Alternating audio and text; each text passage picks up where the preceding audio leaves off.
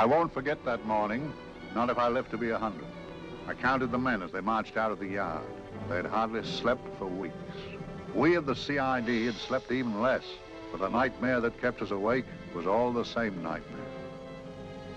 That's why we weren't surprised when the commissioner asked us up to the conference room for a bit of a talk. He'd talked to us plenty, we knew that. It didn't help any to know what was ahead of us.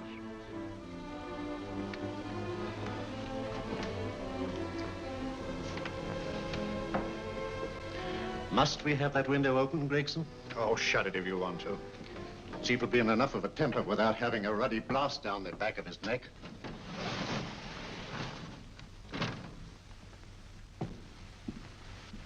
Gentlemen, the commissioner. Stuffy in here.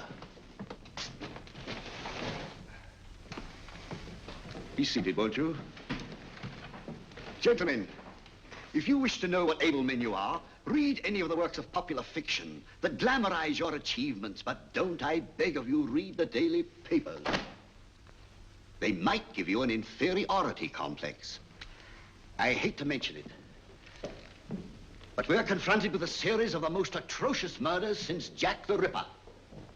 And in the meantime, the CID might as well be playing at shove halfpenny for all the good we've accomplished.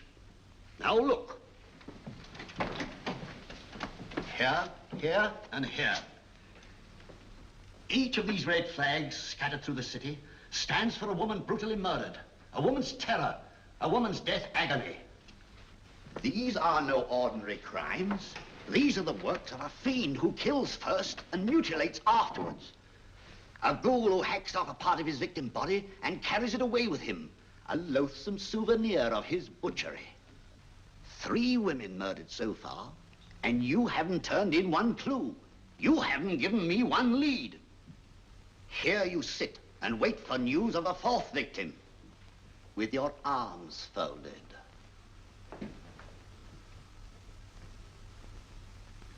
Well, we hadn't long to wait. It was down Lambeth Way where a young woman was hurrying home late last night. She saw something and stopped. It was a constable.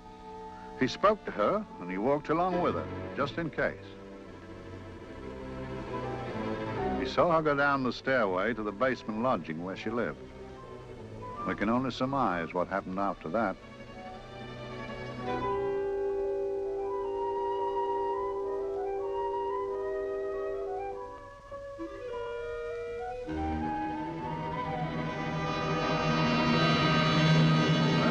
My pride in my pocket and went to see the man who'd so often helped out Inspector Lestrade and myself in the past, Mr. Sherlock Holmes.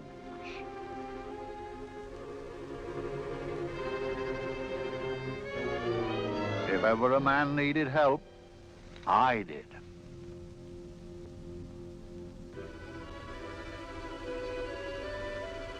This makes 4, Inspector.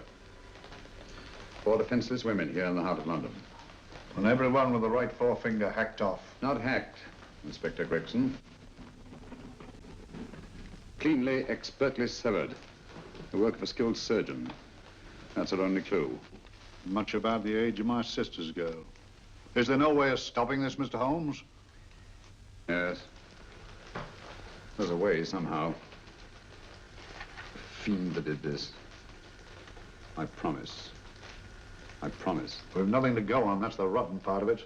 We can't get far without knowing the motive. Well, at least we know what the motives were not. It wasn't robbery, nor passion, thanks be, nor yet vengeance. Because they all came of totally unrelated families. Steady, Inspector, steady. Sorry, Mr. Holmes. I don't turn a hair when it's a bloke that can look after himself. A little slip of a thing like that. Yes, it's horrible. Come on, let's get a drink.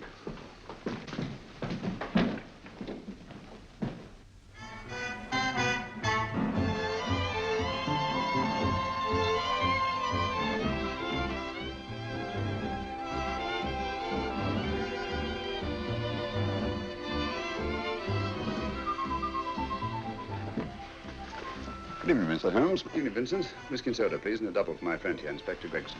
Very good, sir. Make mine Irish. Decent of you to give me a hand with this thing, Mr. Holmes. Always a pleasure to be of help to Scotland Yard, Inspector.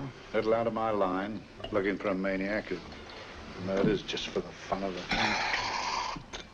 Perhaps just to get a human finger. In all 4 cases, the murderer risked capture by stopping to secure a finger.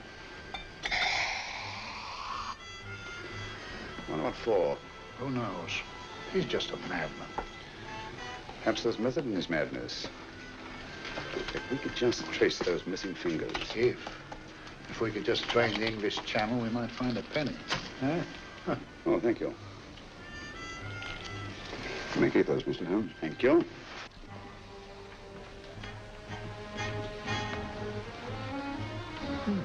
Sir George Fenwick, isn't it? Yes. Is that his daughter with him? Don't be so naive, Inspector. You know everyone, don't you, darling? Well, hardly. A week ago, I didn't know you. A week. How fast it's gone.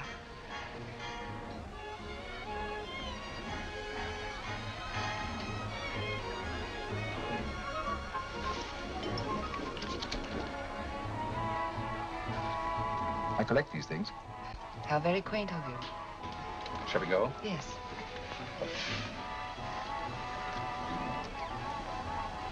What are you looking at, Mr. Holmes? Again, a very handsome woman. Not drawn to the purple, but giving an excellent imitation. Would you like to come to my flat for a nightcap? Lovely idea. Yes, isn't it?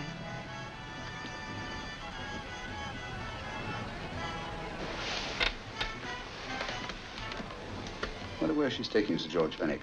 Don't be so naive, Mr. Holmes.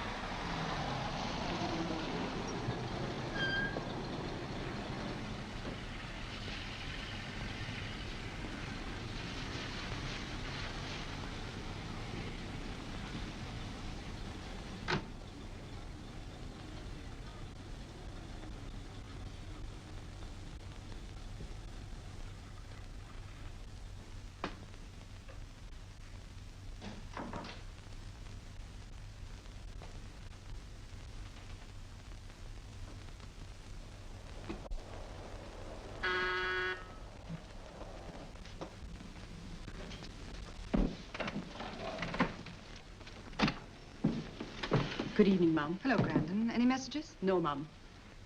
Thank you. Drinks, Grandon. One of your nice surprises. Yes, Mum. I say, you don't mean that, Grandon's a marvel, aren't you, Grandon? Yes, Mum. You wouldn't believe the things she can do. Ah, charming place. Delightful. Really? You think so? I'm so glad. Do sit down. Do you mind? Do I mind? What a question. I don't mind anything, really. Except not being with you. Now, you really don't want me to believe that, do you? Not too seriously. Good. We're both quite grown up, aren't we? Quite.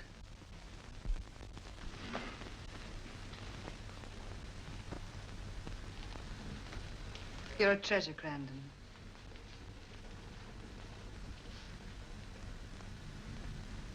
And lower the lights a little as you leave.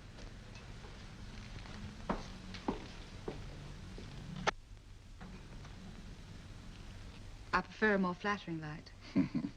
In any light, you'd be... Would I? And don't you know it? Perhaps I do.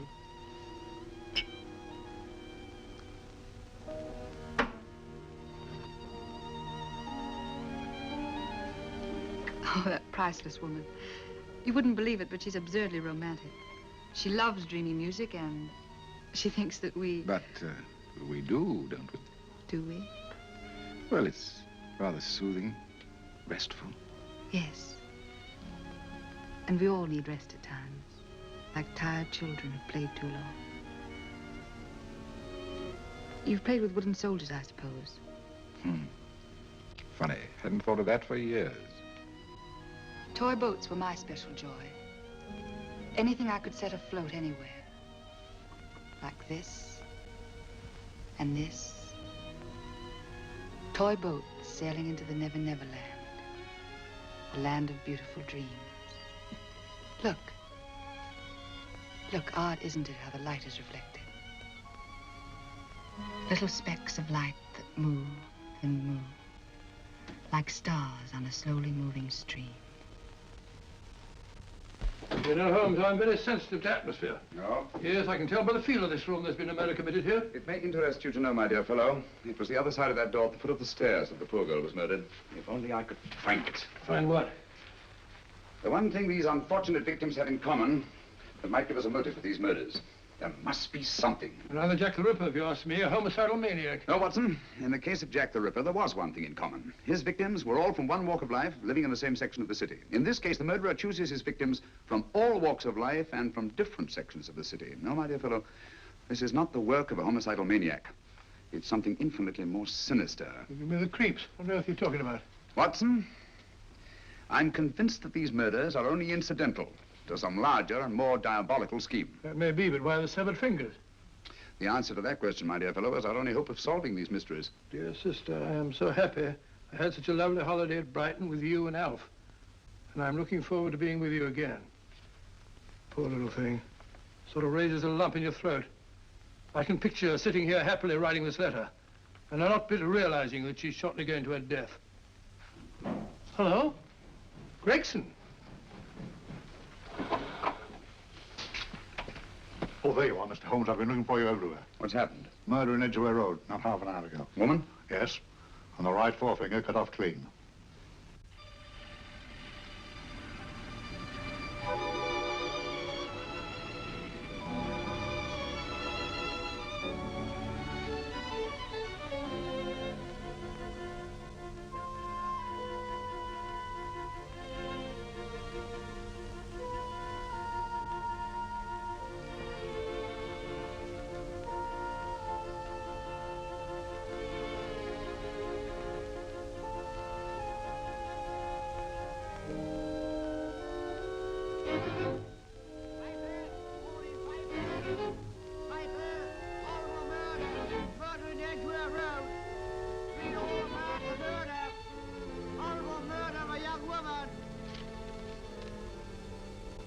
Piper! Horrible murder, Piper! All about the murder! Morning, Piper! All about the murder! Piper! Horrible murder! Another young woman found murdered, Piper, sir! Horrible murder, Piper! Piper! Read all about it! Get your Piper! Murder in Edgware Road! Horrible finger murder! Shocking murder! Murder in Edgware Road! Horrible murder of a young woman! Read all about the murder!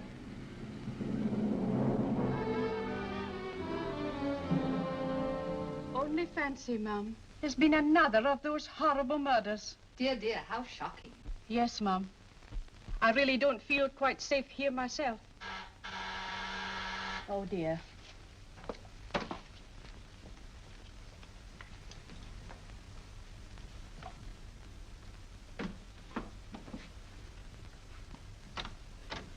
Why, Sir George! I must see Miss Marlowe at once. I don't know if she... I must see her. Where is she? Lydia.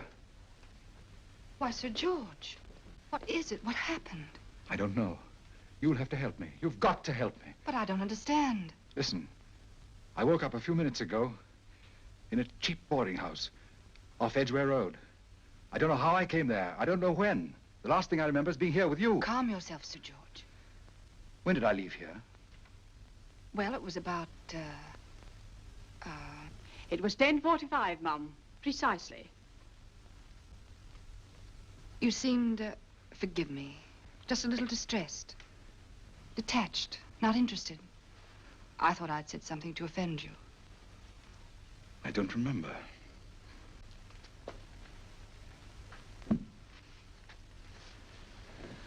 I can't remember. Tell me, has this happened to you before? Before? Well, there is such a thing as amnesia, you know. If it was 10:45 when I left you, it was 9 this morning when I woke. Over 10 hours lost. 10 hours that I can't account for. And in my pocket, when I woke, I found... Yeah, in my pocket. That isn't... Oh, it's not for you, of course. It can't be. Excuse me, Mum, but there's a man asking to see the gentleman. Send him away. Yes, Mum. No, please. I'll see him.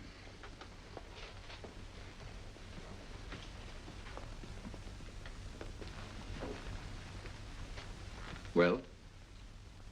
Delightful room. Not much like the place you woke up in this morning. You followed me here? Yes. Are you a detective? Oh, no. Quite the contrary. Don't be afraid, Sir George. You know my name? Oh, yes. A very old and highly honored name.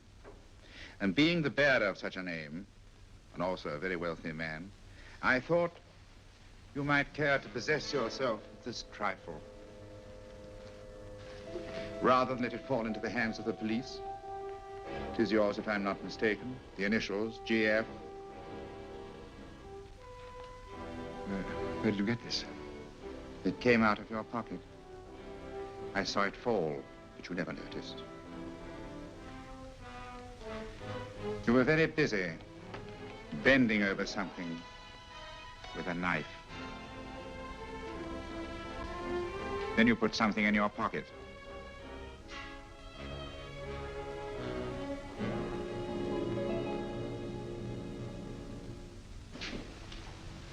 Come along, Holmes, come along, come along. How many more times must I tell you? You're missing a treat. This is delicious. Little jam tarts to follow. Aren't you tempted? You and your flesh pots. They tell me that fish is good for the brains. Brains haven't any. You realize that a whole day and a night have gone by since that bestial affair in Edgware Road? I'm as much in the dark as ever.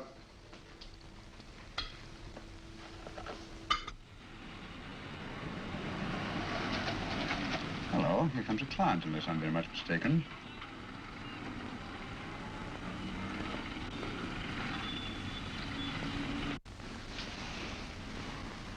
Well, attractive. Very attractive.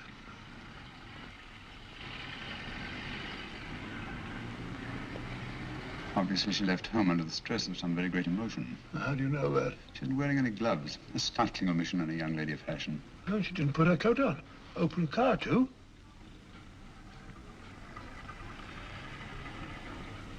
Furthermore, there's something in that bag she wants to show me. What makes you say that?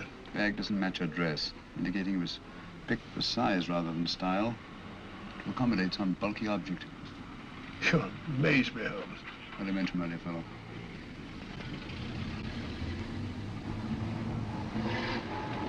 Well, that's interesting. What is? That cab, turning at the empty house. I wonder why he followed her here. Oh, wouldn't you? Quite possibly with glasses.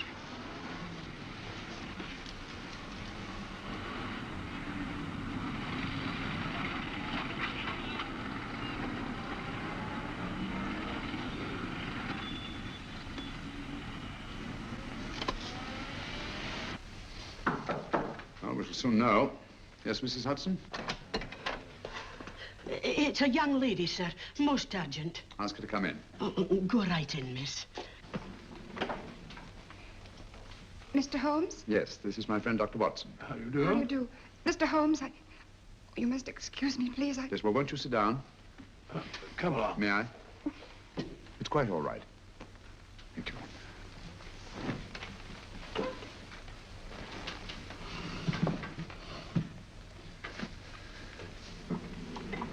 Now, try to control yourself, Miss Merrick. You're with friends. You know my name? No magic, I assure you. I've often seen your picture. You're the daughter of Sir George Merrick, aren't you? Yes. It's about my father that I... What about your father, Miss Fenwick? Oh, I don't know what to do.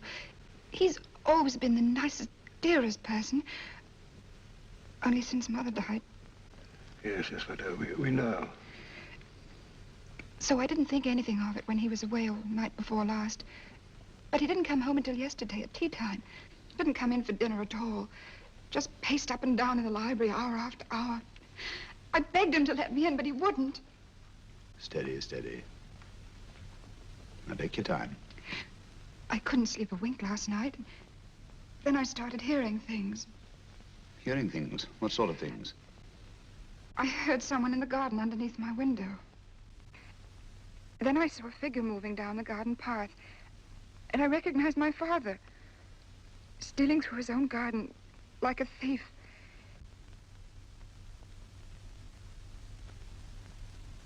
He had a spade in his hand, and he stopped by the greenhouse where he started to dig.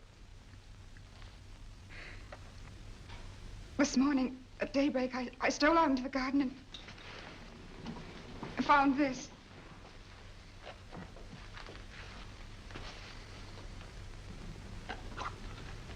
A finger. A human finger. Bring up Scotland Yard, will you, Watson? Ask them to get hold of Inspector Gregson and tell him to meet us at once at George Finnick's house, Kingston. Operator, get me Scotland Yard quick. Where's my father, Norris? He's still in the library, miss. Thank you. We'll see him right away. Will you come with me, please? Thank you. I got your message, Mr. Holmes. Yes, indeed. Dad, may I come in? Dad. It's funny. He doesn't answer. Do you mind? Please do. Thank you.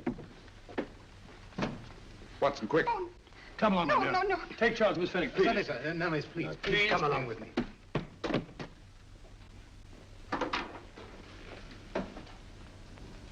Dead? Yes. What do you make of it, Doctor? Shot in the back, between the second and third ribs. The bullet undoubtedly had penetrated the heart. Look at the powder marks on his coat. I was afraid of this. What do you mean? Don't you remember the man in the cab who followed Miss Finnick to Baker Street? Well, you don't think he had anything to do with it, do I you? think it's reasonable to assume that he tipped off someone that I'd been sent for. Sir George has obviously been murdered to keep him from telling me what he knew. What was the weapon used?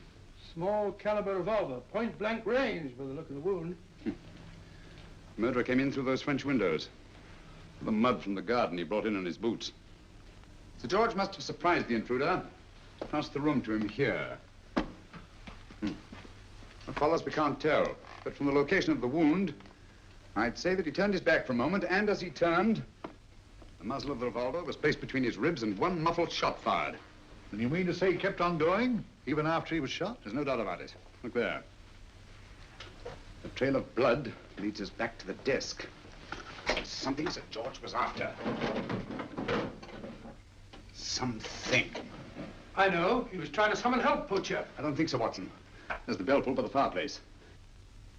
No, you'll notice from the trail of blood that Sir George made straight for this desk here. I wonder, there was something he was desperately anxious to get.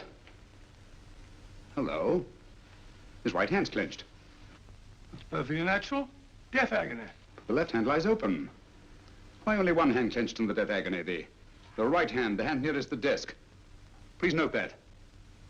If Sir George took something off this desk, something so important that he spilled his last drop of blood to get it, I want to know what it is.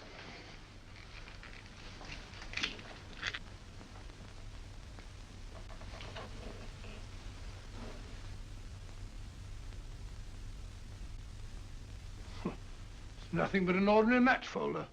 Where does that lead us? I imagine to something very important, Gregson. This match folder's from Pembroke House. Why shouldn't it be? He was there, you know. We saw him yesterday. Yes, but the effort he made after he was shot to get hold of this match folder. It's just possible he wanted someone to remember Pembroke House. He may have wished to recall it to someone who saw him there. Someone who, like ourselves, saw him with a woman.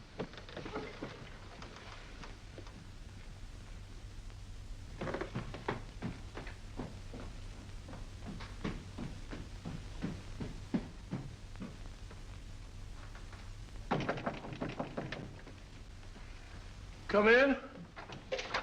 Oh, Dr. Watson, this came by hand for Mr. Holmes, not 10 minutes ago. Thank you, Mrs. Elson. That would be the report from Mr. George's bank. Report from Sir George. Oh, really? Don't you remember his daughter told us that he'd just closed his account? Had it looked into at once.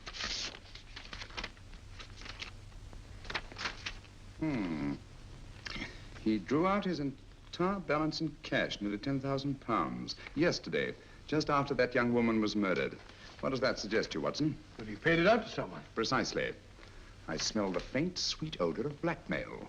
You don't think he paid it out to someone who saw him murder the McLean woman? Sir George never murdered anyone. But he did have that woman's finger, and he emptied did have and pay out a lot of cash. That's the terrifying part about blackmail, Watson.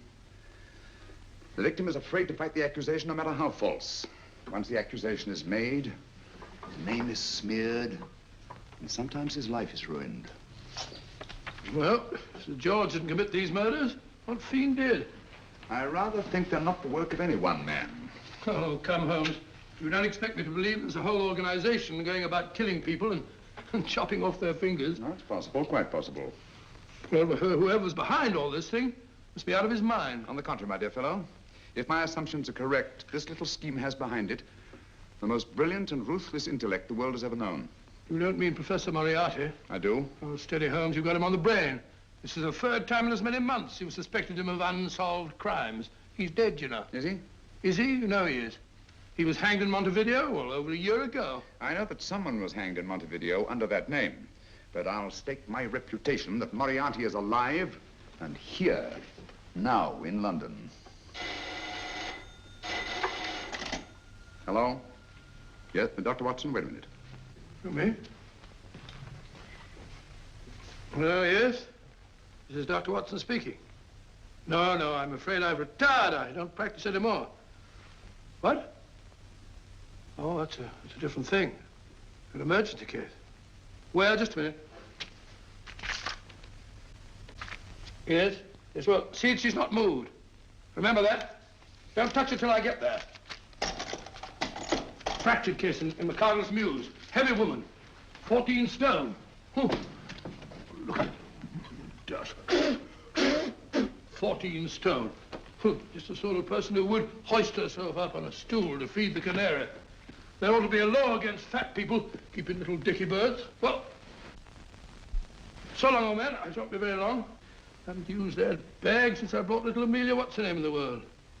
She grew up to be a very unattractive child. Well, who wouldn't with a name like Amelia? Oh, Amelia. Amelia.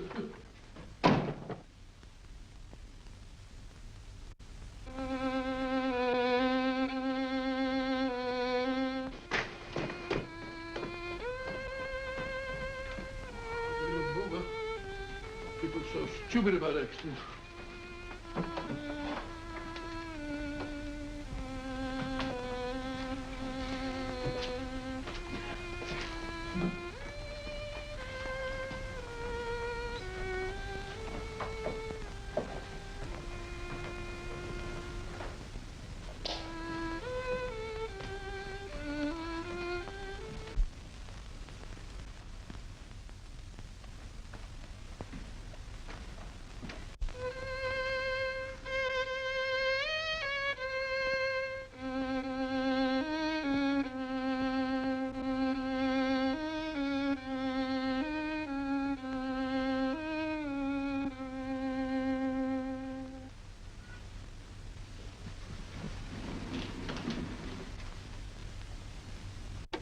Oh, Professor Moriarty.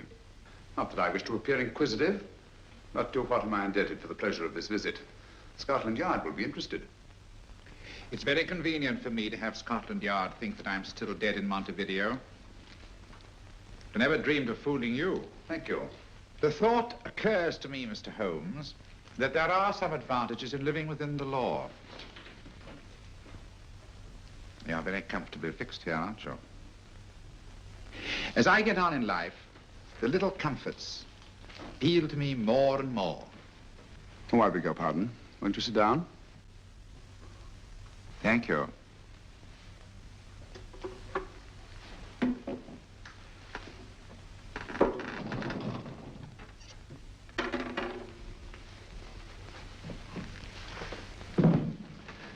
And now, Professor Moriarty, what can I do for you? Everything that I have to say to you has already crossed your mind. And my answer has no doubt crossed yours. That's final? What do you think? I shall not rest until you are hanged for the finger murders. You've no proof, you know. No, not a shred. But I have you. I could turn you over to the police here and now. You could. But if you did, you'd never see Dr. Watson again. Oh, the telephone call. Quite. I rather assumed you had taken some such precaution.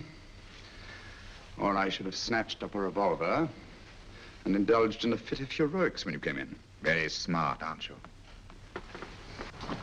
Not smart enough. Or I should have anticipated you. But if any harm comes to Dr. Watson, I shall seek you out. I shall not rest until I find you, and when I do... No harm will come to Dr. Watson this time. But I can't answer for the future. Mr. Holmes, I should strongly advise you to drop this case. Don't be silly. Think it over. We've had many encounters in the past. You hope to place me on the gallows. I tell you, I shall never stand upon the gallows. But if you are instrumental in any way in bringing about my destruction, you will not be alive to enjoy your satisfaction. And we shall walk together through the gates of eternity, hand in hand. What a charming picture that would make. Yes, wouldn't it? You know, I really think it might be worth it.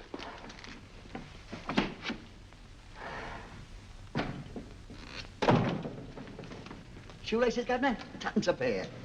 And strong enough to hang yourself. How many more times must I tell you I don't want your filthy shoelaces or your company? Shoelaces, Governor? Blasted impertinence. Run along, my good man, or I'll give you in charge. Shoelaces, Governor?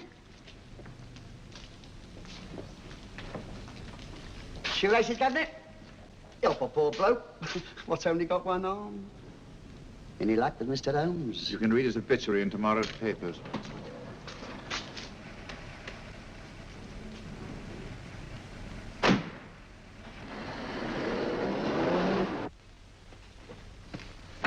Oh, there you are, Watson. Come in. I was, just going out to look for you. Look for me what for? Suppose you don't think I know my way about. Well, you're right, I don't. Blast all practical jokers anyhow. Know where I've been? On a wild goose chase. Exactly. There's no such number in McCardle's Muse. Some fool's idea of a joke. Did you see anyone? No, nobody especially. Only a whining old idiot selling bootlaces. Persistent beggar, wasn't he? Stuck to you like grim death. Huh? How do you know? And finally left you for someone who looked like Philip Pickings. Someone, my dear Watson, was Professor Moriarty himself. What? He's just called on me. Moriarty here and you let him go? But you must be out of your mind. Why?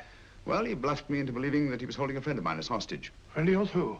Oh, nobody very important, just a fat, lazy fellow. Medical man, I believe. Medical man? Do I know him? Yes, I think you do. Fellow by the name of Watson. Watson, never heard. Who, me? I'm afraid so, old fellow. Your street hawker's job was to do away with you in a certain contingency. And you let Moriarty go? Because of me? I had no choice. I can't afford to lose you, old fellow. Well, it's very decent of the old chap, I must say, but... I wish you'd nabbed him. We shall, never fear. I know the motive for the finger murders. All I have to find out now is the method used with the blackmail victims. Method? Yes. How does Moriarty get them to the scene of the crime? How does he plant those severed fingers on them? And how does he scare them into believing that they may have committed those atrocious murders themselves? Curious.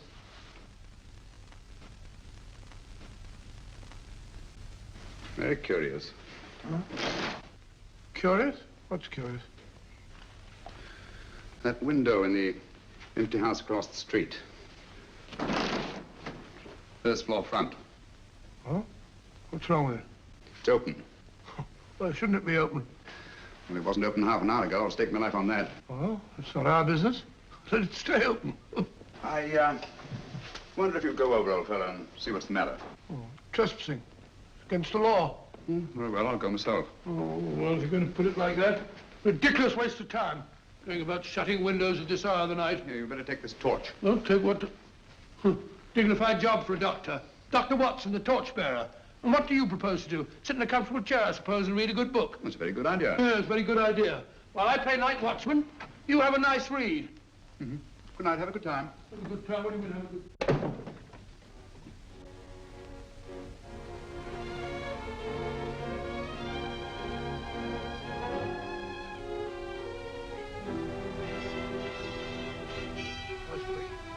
with it.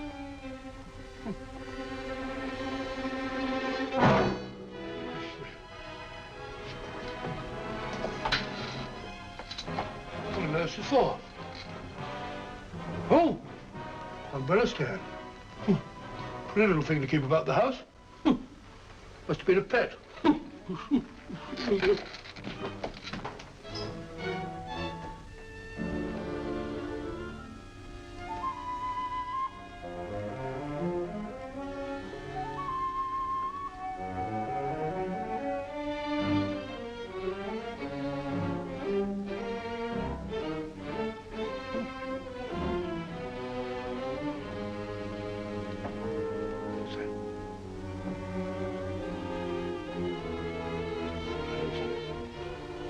Right, Barbara. This was the door.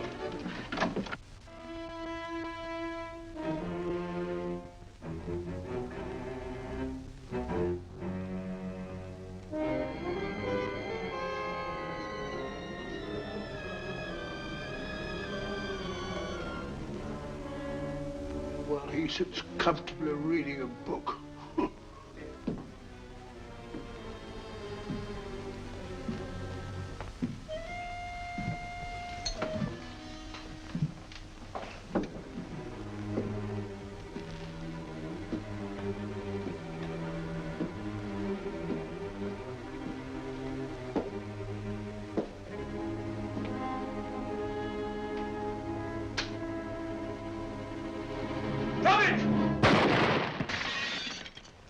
He killed Holmes! He killed Sherlock! Watson. You? But I saw him shoot you a second ago. Not me, my dear fellow. Merely the bust of Julius Caesar. Incidentally, you may have noticed that all through the ages, prominent men have prominent noses. Oh, I'm afraid we're in for terrible trouble again with Mrs. Hudson. Windows smashed, plaster all over the floor. Get up, you. Corporal Williams, Middlesex Regiment. Discharged from the army as physically unfit. Papers seem in order. Now, Corporal Williams, you've seen service in the Far East, haven't you? The East? I thought so. Look at his complexion, Watson. Yellow as saffron. He's been taking Atabrine. Cure for malaria. Sniper, aren't you?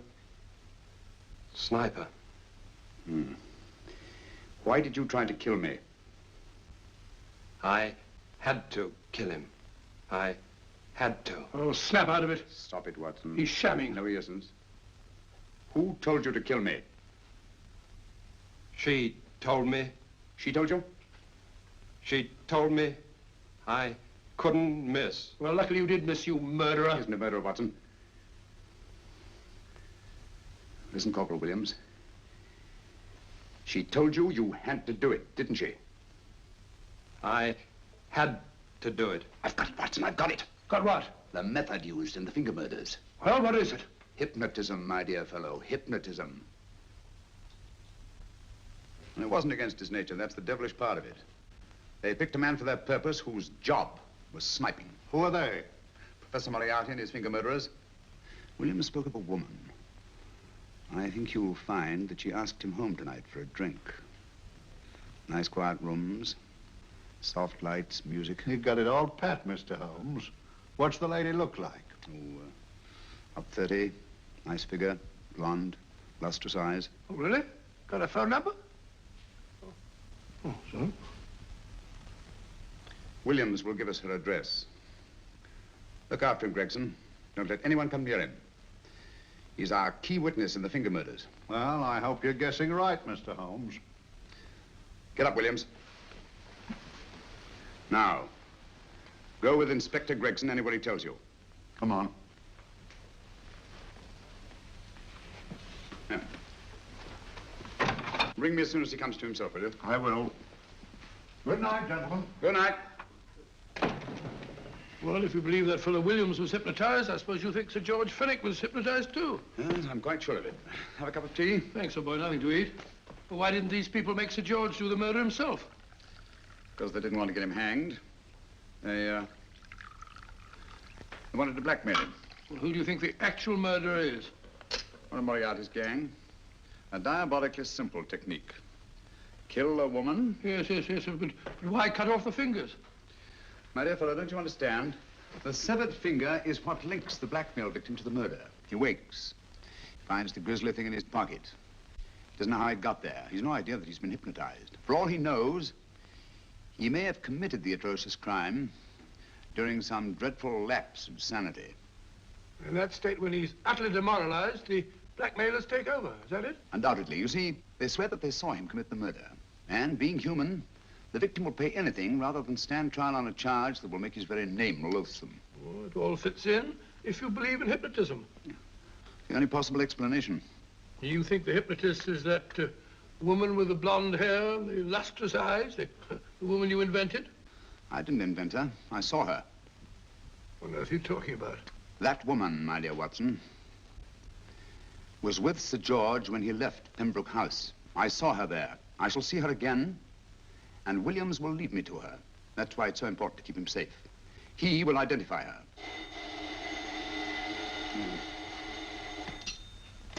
Hello? Yes? Inspector Gregson?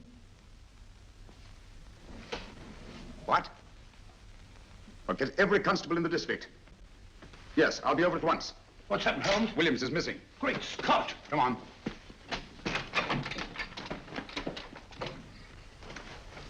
Lorry crashed into Gregson's car. During the confusion, Williams disappeared. Escaped, eh? No, kidnapped. To keep him from talking when he came to. You don't think that Moriarty... Moriarty? Anything is possible.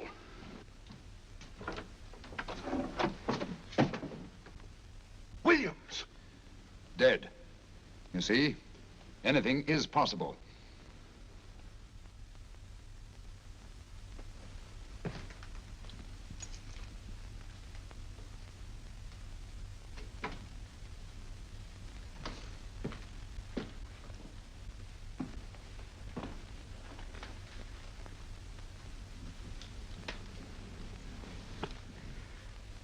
Oh, good morning, Professor Moriarty. You startled me. I'm dressing another dolly, a dear little nurse. Is there anything wrong with your finger? Just a splinter. Nasty things, splinters. Most trying. One can't be too careful, but I'll get it out for you. I have the very instrument to help you. Sharp enough to split a hair. Put those tools away until they're needed. But they're not tools, sir. They're instruments. Put them away. Is Lydia in? Yes. But really, you should let me... Get dressed. Holmes and Watson just left Baker Street for the Mesmer Club. Mesmer Club? The meeting place of all the top hypnotists in London. Do you suppose that Mr. Holmes is onto our method? If he suspects, it's merely a suspicion. It's our business to see that it ends there.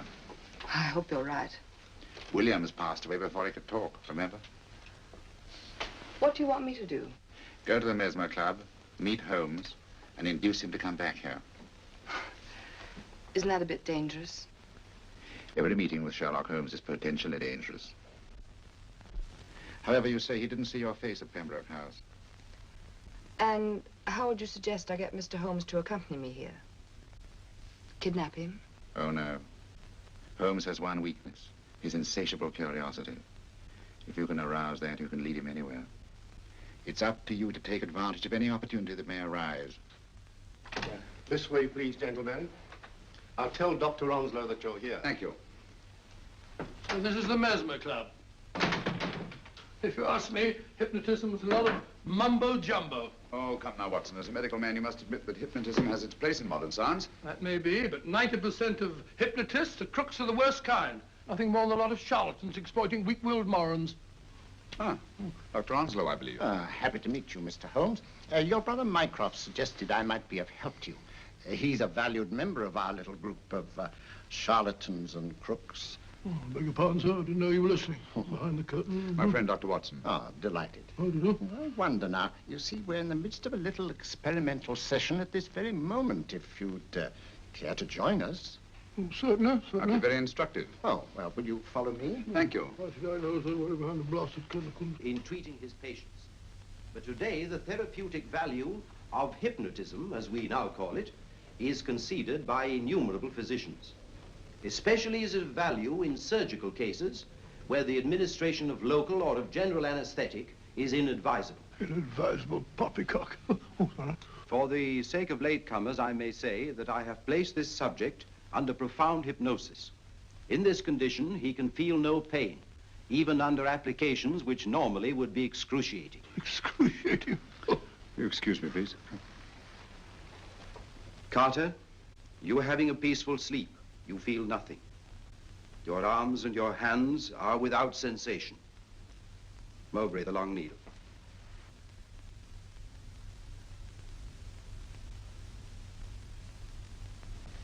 Carter, give me your right hand.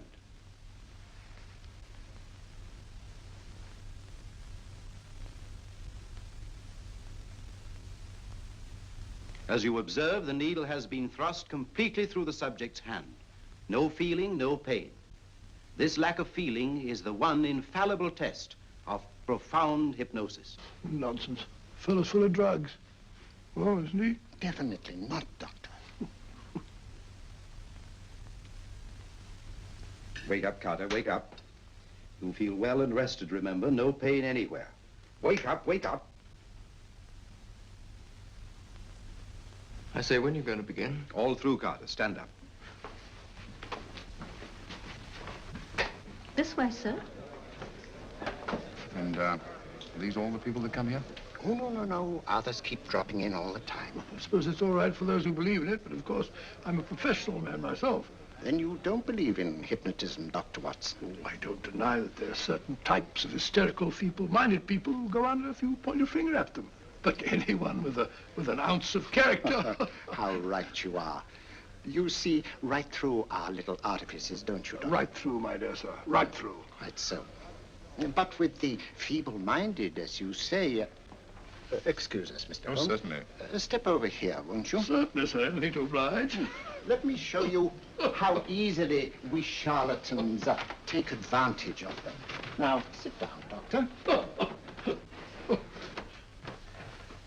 Now, we set a thing like this in motion. It's wonderful, the attraction on the feeble-minded, of course. The continuous motion, if they just let themselves follow it. Of course, you could stare at it till doomsday, Dr. Watson, with no effect at all. Still, it might make you a little drowsy, like the white ribbon of road at night when you're driving. The rhythm is smooth, unbroken, and the road goes on and on, round and round, always the same, winding and winding. And you're drowsy, you're tired.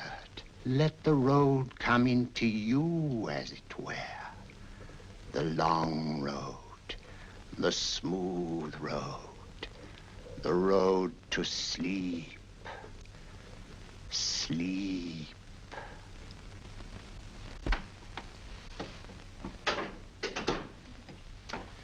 Open your eyes. Stand up. Turn around. And now, Dr. Watson, you're on a holiday in Scotland. The country is amazingly beautiful. We're coming to a stream. It isn't deep. Better take your shoes and socks off.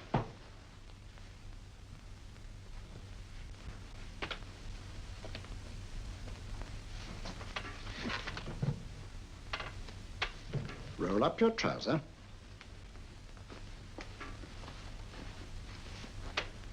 That will do. The other leg is waterproof. Turn around. Mind the pedals.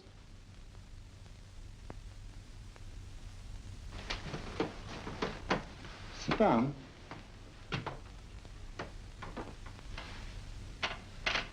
Wake up now.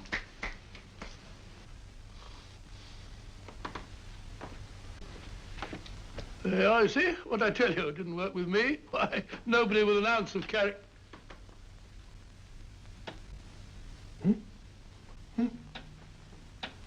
I think you'll need these.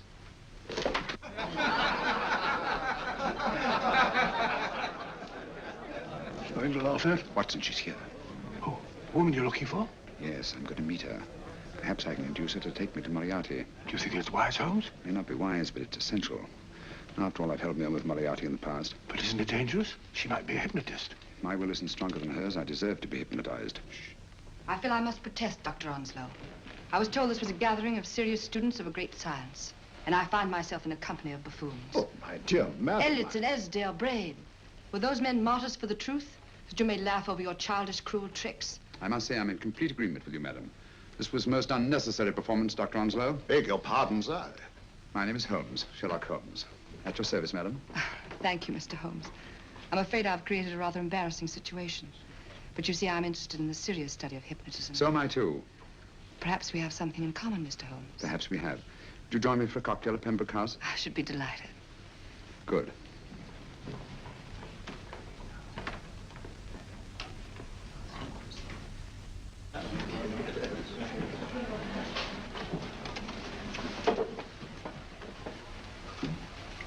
Thank you.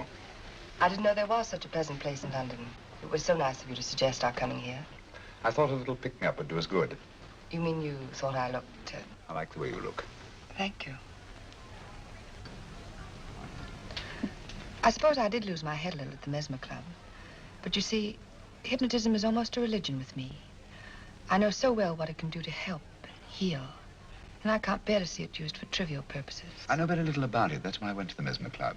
You see, I'm rather puzzled just now with the case that I'm working on. How fascinating. Tell me about it. It's the murder of Sir George Fenwick. Fenwick? Who's he? Quite a well-known figure. Odd now I come to think of it. Last time I saw Sir George was here at Pembroke House. Strange. Yes, isn't it? He was sitting, I believe he was sitting at this very table. Cigarette? Thanks. Do go on. There was a charming lady with him. He was lighting a cigarette.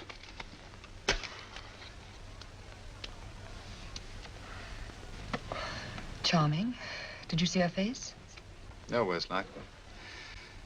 Merely her back. How unenterprising of you. Yes, wasn't it? Afraid I'm getting a little older. I shouldn't say so. That's nice of you. Still, the first time in my life, I've got hold of a case that's beyond me. I'm actually losing sleep over it. You know, Mr. Holmes, I believe I could help you. Really? I should be very grateful. You're amused. Oh, merely skeptical. How would you go about it? I've used hypnotism more than once in healing. Not for profit. I'm not a professional. But I do think I could help you. If you'd care to... I can't think of a pleasanter experience.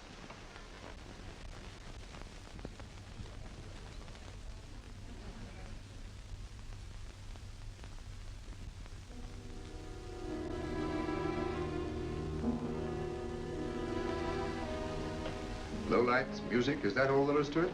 You must relax, Mr. Holmes. I'm afraid you're a rather difficult subject. So I thought perhaps a little help. Materia medica might be advisable. Drugs?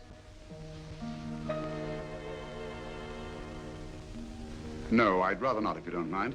As a matter of fact, I'd rather not myself.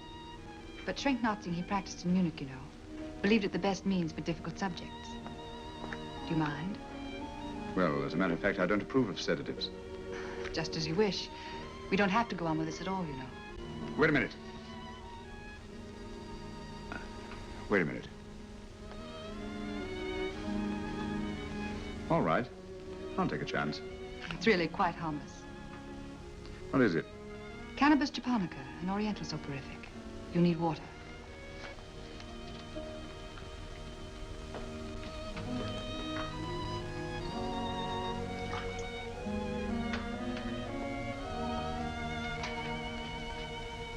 Thank you. Now sit down, Mr. Holmes. You'll feel yourself growing drowsy. Don't fight it. Give in to it. Because you do want to sleep, you know. Just fix your eyes on this one white flower floating on the water. Empty your mind of every other thought. Follow the motion of the water. So smooth, not a ripple. Waters of forgetfulness. Steady, deep, strong. Strange, isn't it? How the light is reflected. Little specks of light that move and move.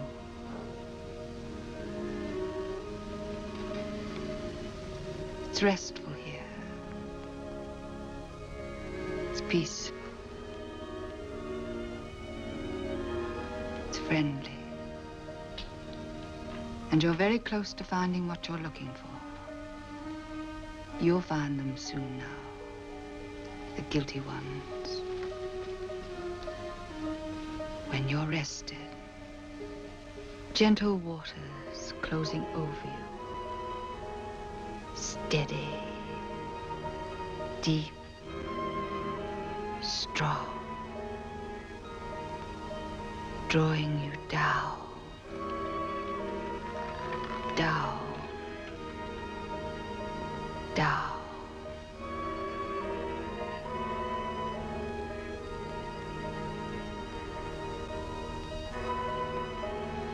Sleep.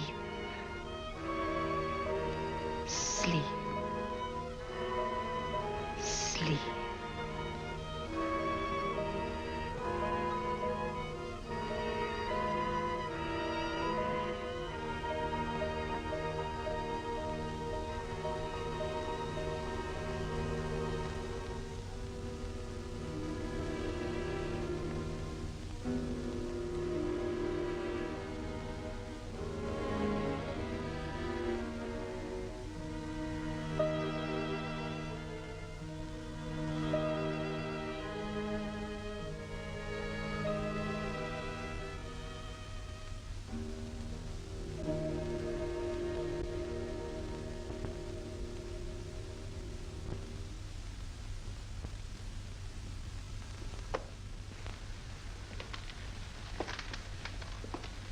Here he is, Professor Moriarty. Stand up, Mr. Holmes.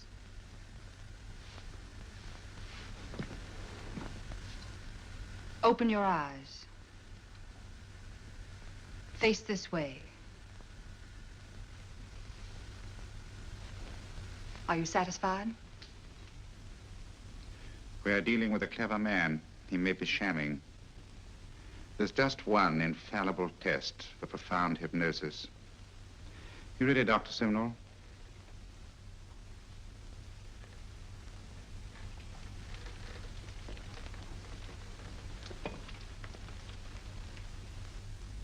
That will do, Doctor. He couldn't fake insensibility to the knife. I congratulate you, Lydia.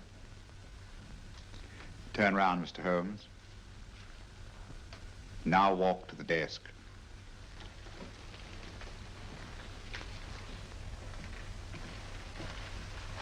Sit down. Take that pen and write what I tell you to write. I have at last found a case which I cannot solve.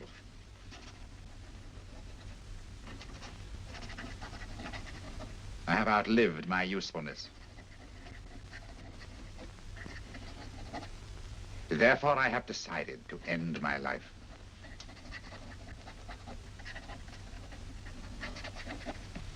Sign your name. Now blot it.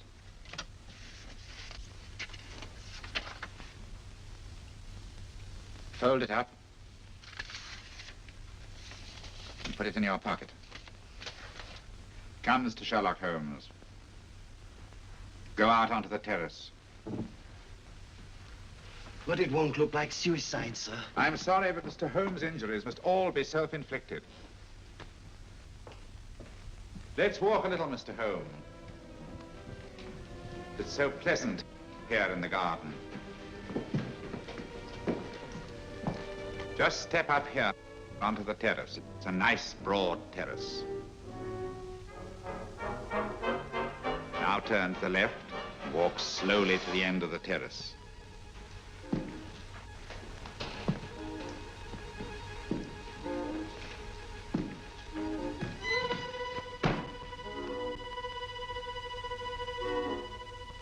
Don't stop. You must walk to the end, you know.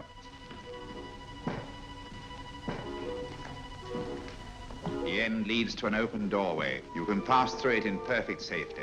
In the room beyond the doorway, you'll find what you've been looking for. Must you drag this on?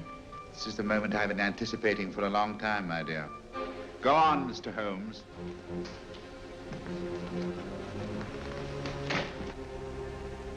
Through the open doorway, you will find the man responsible for the finger murders and the death of Sir George Fenning.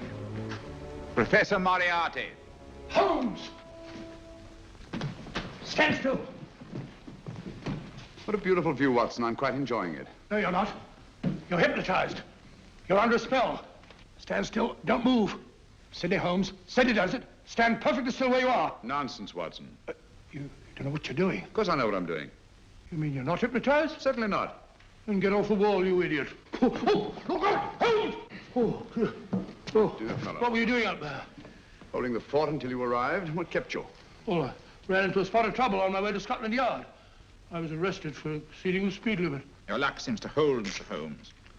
Well, I'd hardly call it luck, Professor. You see, I substituted a drug of my own for the one that this dear lady pressed on me. You are clever, aren't you? A drug that, although it leaves the subject conscious, renders him quite insensitive to pain.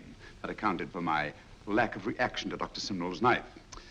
Well, Gregson, quite an impressive haul.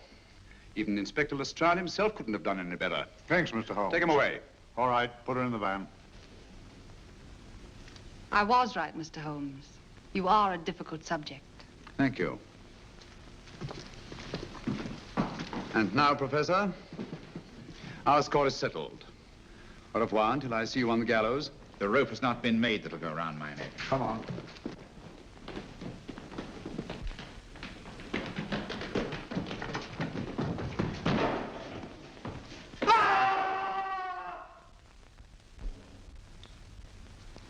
I'll take care of things, Mr. Holmes. Thank you, Inspector. Come on. An evil man, Holmes, but what a horrible death. Better than he deserved. What are you thinking of? I'm thinking of all the women who can come and go in safety in the streets of London tonight. Stars keep watch in the heavens. And in our own little way, we too, old friend, are privileged to watch over our city.